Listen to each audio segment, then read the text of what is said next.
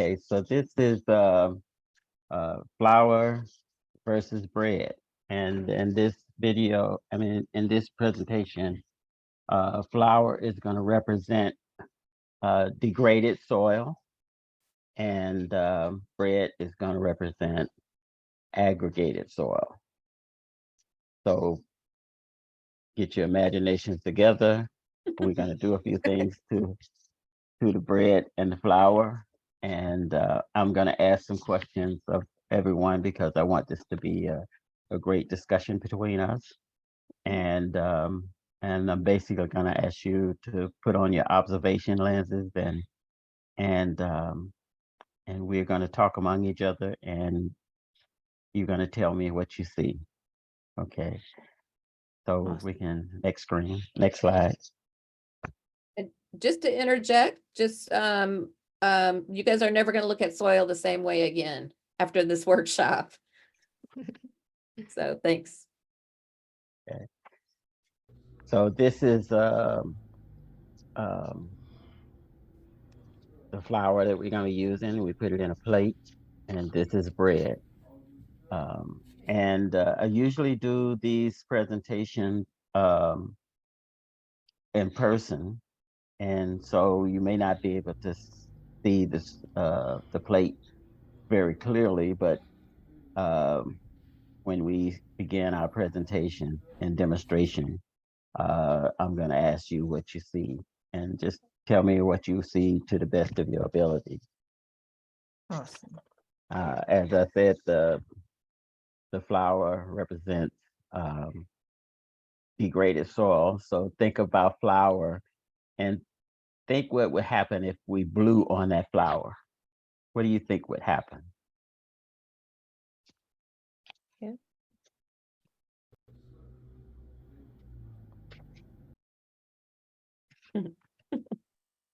Okay, so that's the one thing that would happen is a dust storm.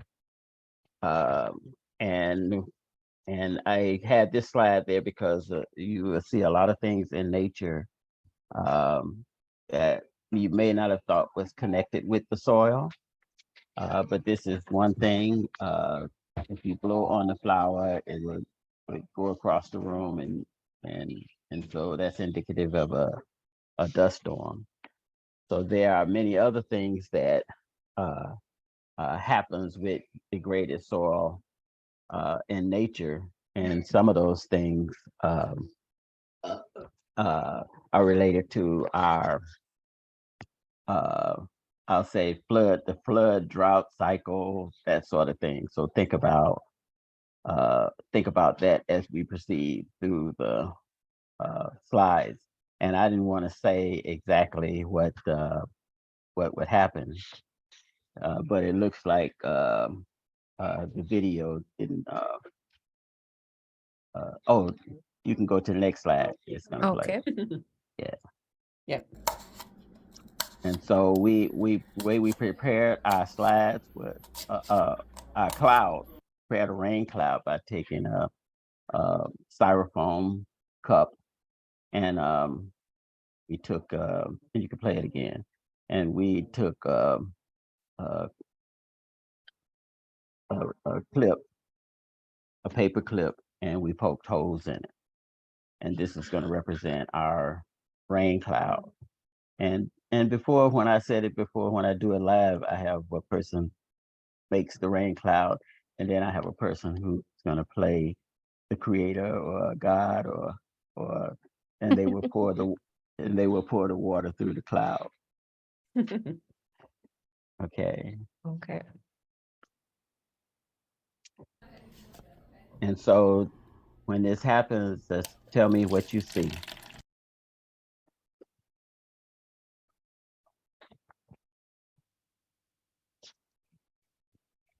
And just have that, just play that video over and over.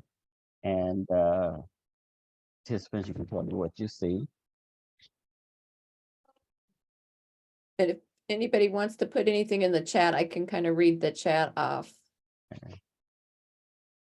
Water just sits on top, doesn't get soaked in at all. Yeah. Okay, so it doesn't get soaked in at all. That's a good answer. And yeah.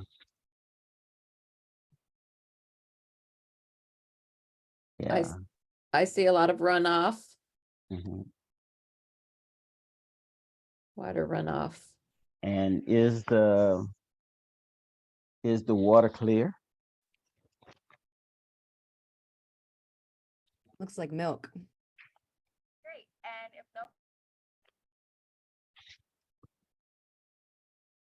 Okay. Crystal said no. Okay. And would you drink that water? No. Looks like a big old puddle. Yeah. So with way the water runs off, it's like that's erosion.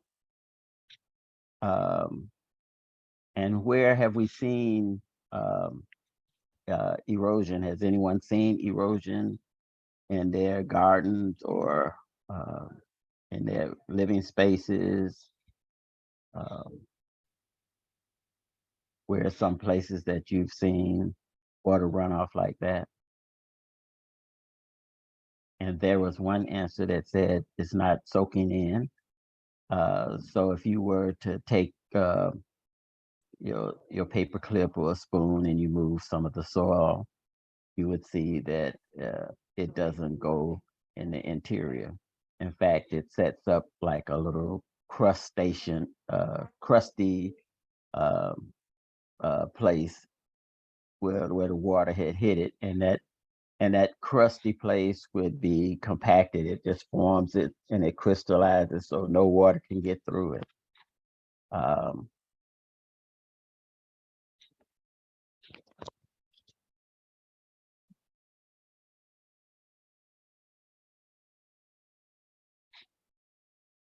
okay.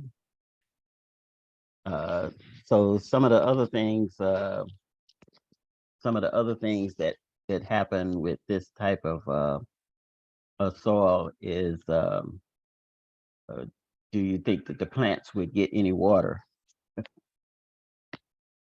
whatever you planted? Mhm. And no, it wouldn't get any water. I've used soil like that before. Compacted soil.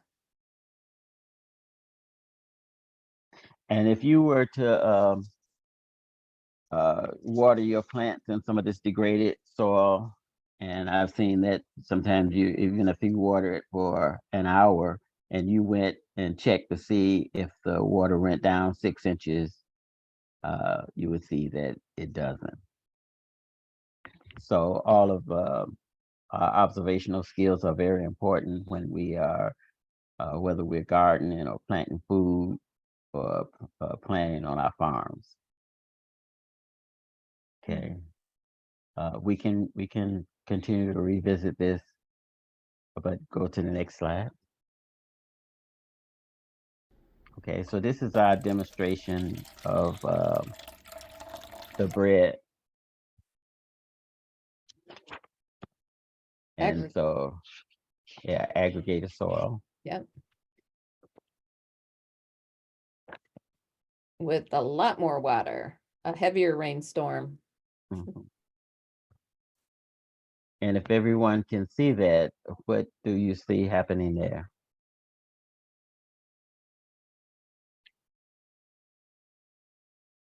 Steph says no runoff. And Natasha says soaks it right up. Okay. And yes, indeed, it does. And I don't know if you can see at the end that water is coming out on the plate, and there's uh, and the water is clear. So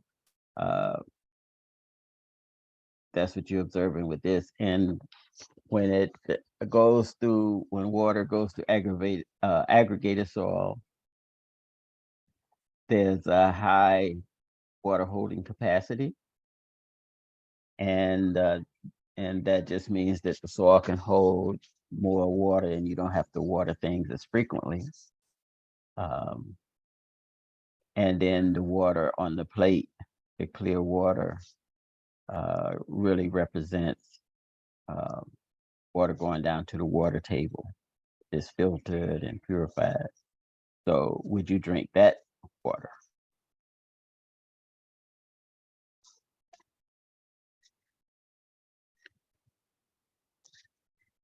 Yes. Yes, question mark. So I would the drink bread, that first. so one thing the bread represents is, I say it's aggregated soil, but there are 3 ingredients that are necessary to make bread. And that's flour, water, and yeast.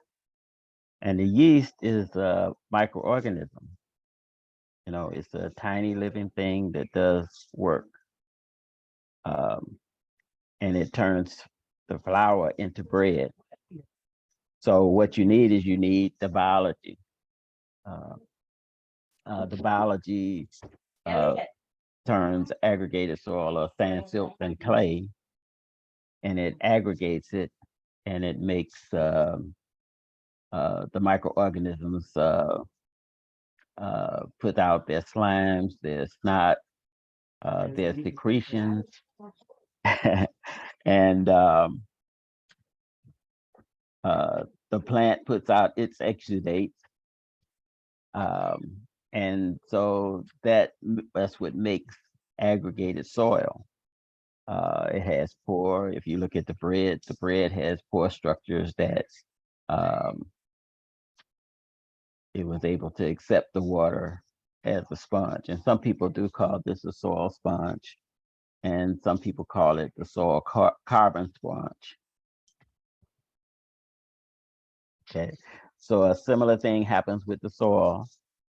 The microorganisms and other living things in the soil, they turn the minerals, the sand, silt, and clay, into structured soil. And so that's like a better definition of aggregated soil. It's a structured soil. And the structured soil has pore spaces that air can get into, and also water, as you see in the demonstration. And air is important to the microorganisms, aerobic microorganisms, to at least the 6-inch, which is the rhizosphere. But it can, as the organisms work, it can get deeper. You can go to 12 inches, 18 inches, and then the soil has a nice crumbly structure that supports life. And I want to say that if it isn't in the soil, when we eat a plant or a fruit, it won't be in that plant or fruit. So that's the importance of the microorganisms, just to make sure that things are broken down and then they have a relationship with the plant. And it's a symbiotic relationship where the plant gives the microorganisms the exudates, and the microorganisms break down the sand, silt, and clay to pass that on in a usable form for the plant. So how do they do that? They take the soil aggregate, and you can go to the next slide so I can talk about. And this is an example of aggregated soil. And you see the little thin lines are like the fungal hyphae. And this has the microorganisms in which you can't see, but you can see all of their slime and glues and snots holding that soil together. You can see the pore spaces. It looks rather large here. And you can see some of the roots, root system. If you look over to your right, near the middle, you'll see like a little root sticking through there. And so this is aggregated soil, and it makes life possible for all of those workers in the soil. Um, it makes life possible for the plant, and it makes life possible for the animals and insects and everything else on this earth. So we really need that water in the pore spaces. So now I'd like to ask you all some more questions.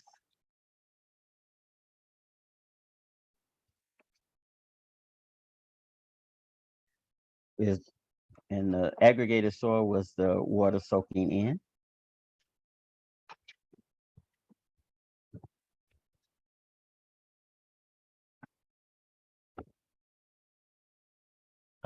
Is it running off?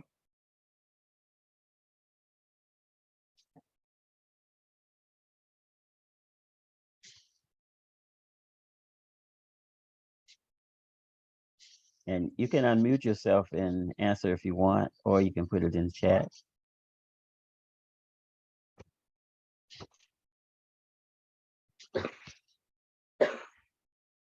Okay. Are the Dr. flower? Yes. I'm sorry. Would you mind repeating the question? In the demonstration with the bread or aggregated soil, was the water soaking in? Natasha says yes. Crystal says yes. Steph says yes. I say yes. Okay. Is the water running off? The aggregated soil, I would say no. Oh, Steph Funk says yes, but not too much. Okay. Mhm. Are the flour particles that are in the bread moving with the water and staying in place? That's or staying in place.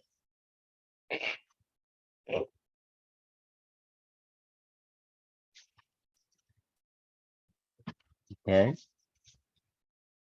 And if there were contaminants on the water or on the surface of the bread, so sometimes we put like some spices on a pepper, you put pepper on it. And the question is, how well do you think it's filtered before it gets to the bottom? It goes to the edge of the plate.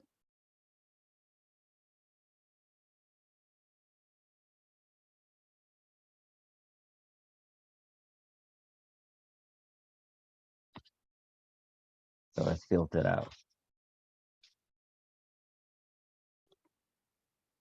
So if you lived in a place that rained a lot every year and you experienced a lot of flooding, what kind of landscape would you rather have around your house? The flour or the bread?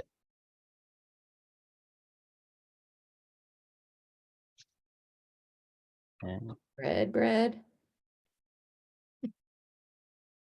Definitely bread. Okay. What if you got your water from a well? Which would fill the well better?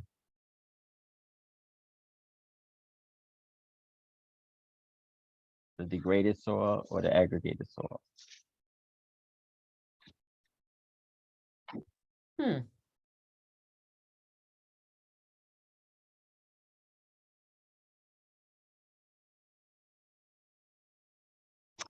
Okay, what kind of land would you want to be farming on? That's On the good. flour or the bread?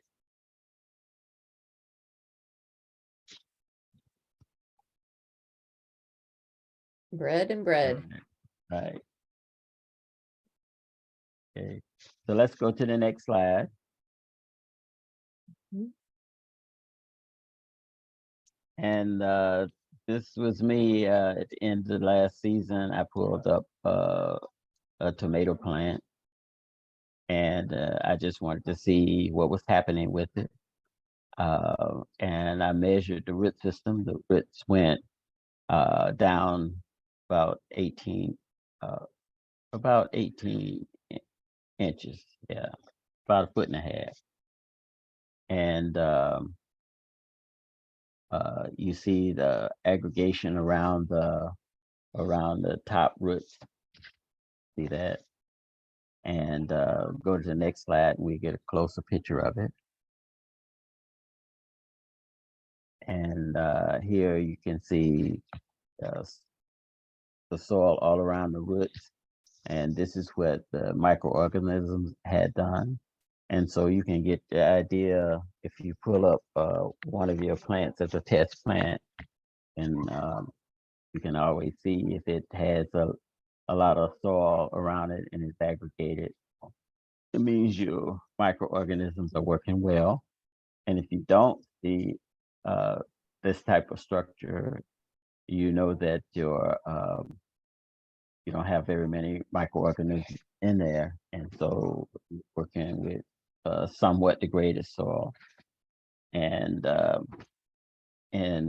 the scale, if about they both were opposites, you would have something maybe somewhere in the middle. So here you see the roots, you see some fungi, uh, um, but I want you to take note that all the slimes and snots and everything are there, all the exudates are there. So see the soil sticking to the root structure. So we had some very nice tomatoes that grew last year.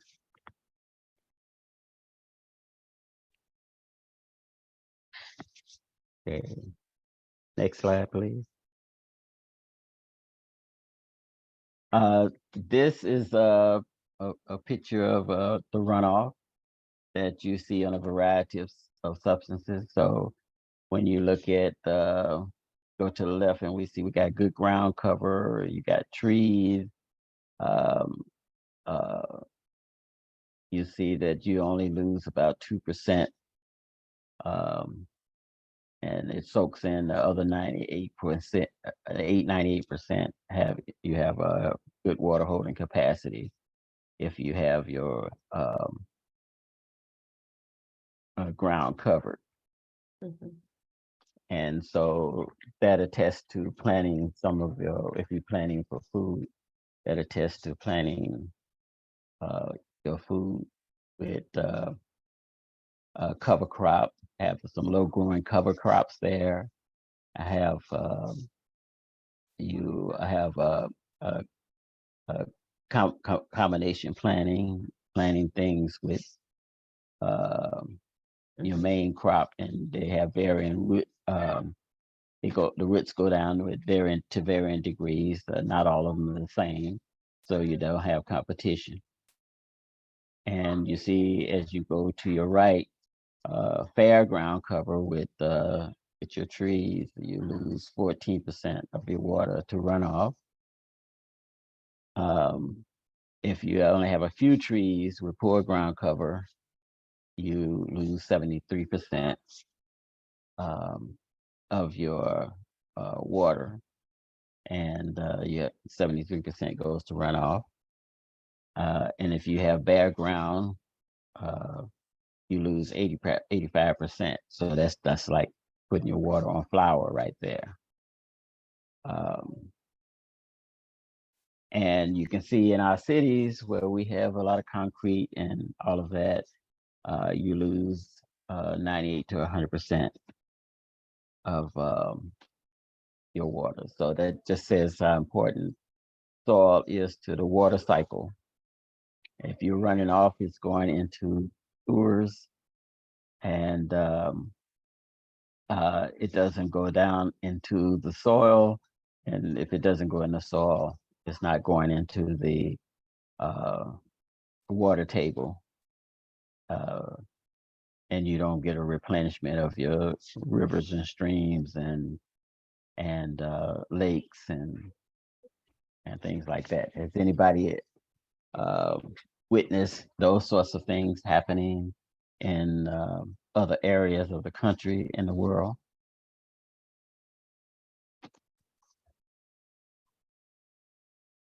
The last picture reminds me of last July 4th and the flooding. There's just nowhere for all that water to go. And so it just went, it just flooded everything. And so that's why we need more trees. We need more ground cover. And I understand that Mother Nature doesn't like to be naked. And so this is a significant part of why we have, as I said, droughts and floods, because droughts and floods feed on each other.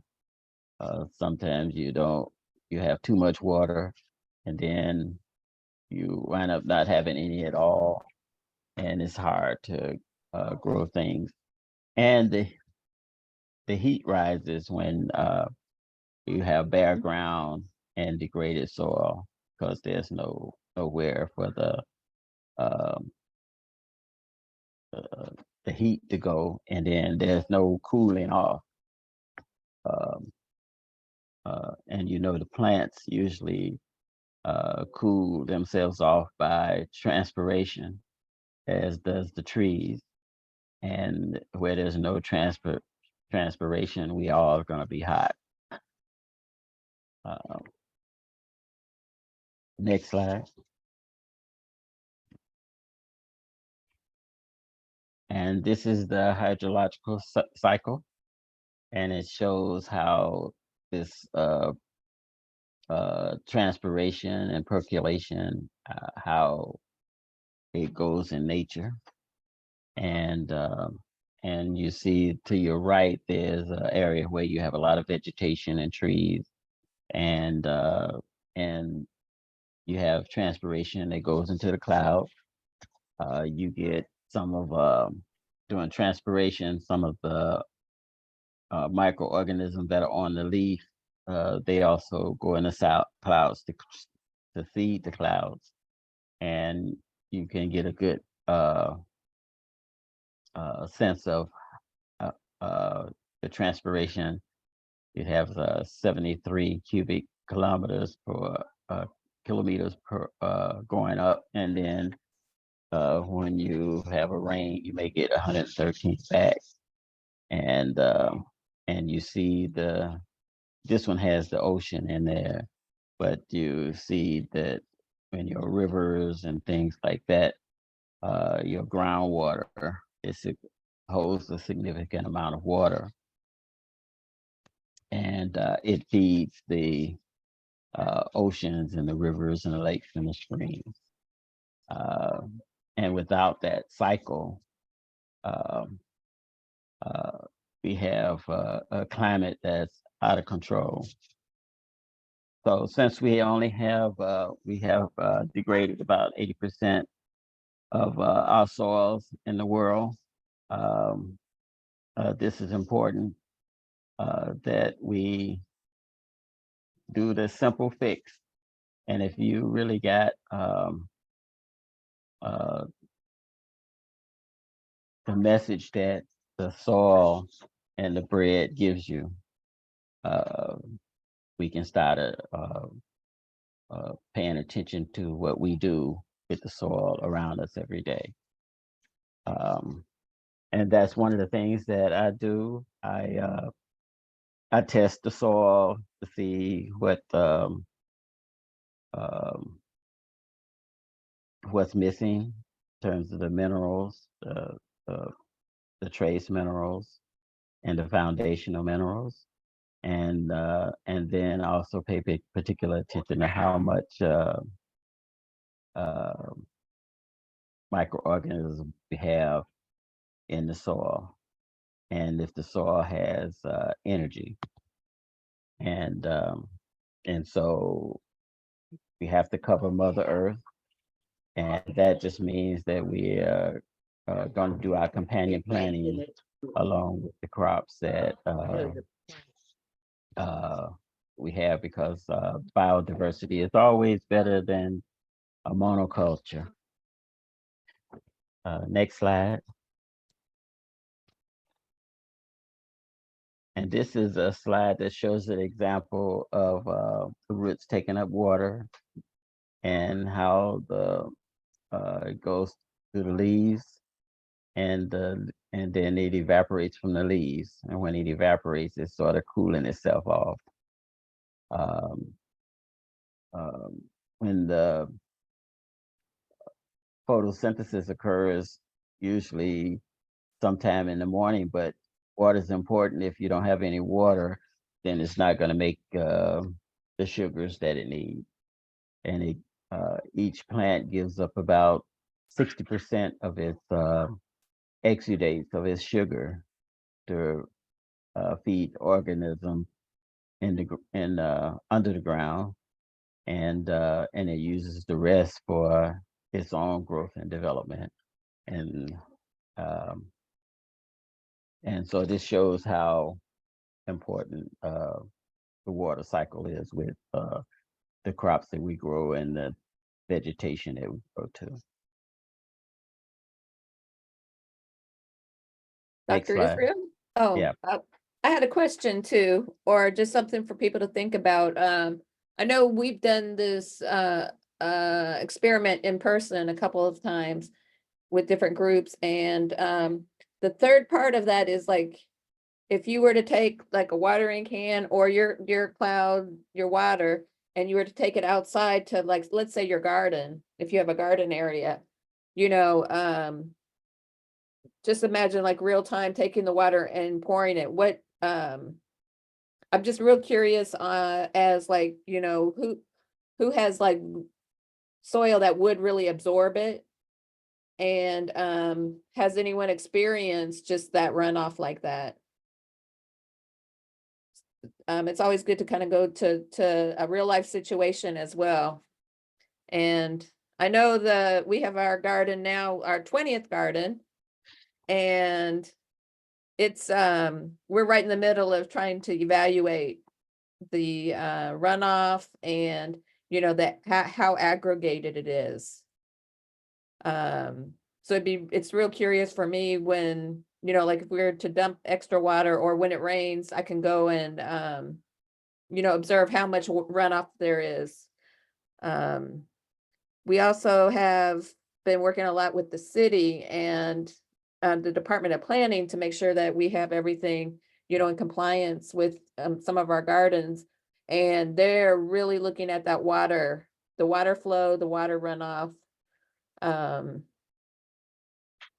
But I can imagine, you know, like a lot of the garden that the one garden is going to have like a lot of water, you know, it's very compacted and it's not going to absorb a lot.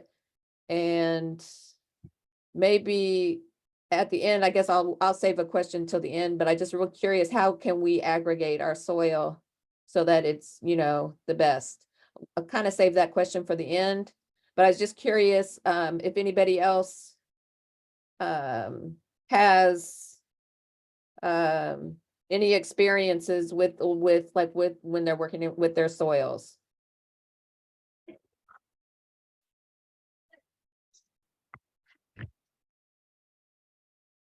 Okay.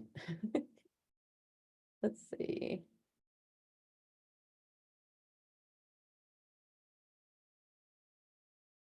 Yep. So there, yeah. And like I said, we have so many different gardens. Each one, I would say, each one is unique. So each one is able to absorb the water different and, you know, differently. So I'm eager to hear the answer to the question at the end. How can we aggregate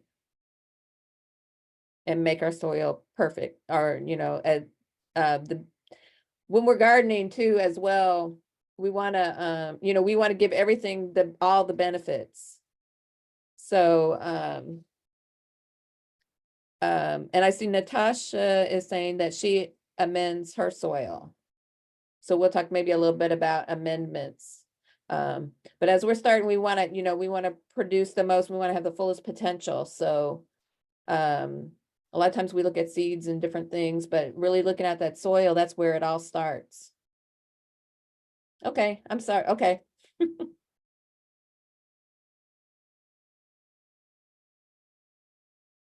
Would you like me to go to the last slide?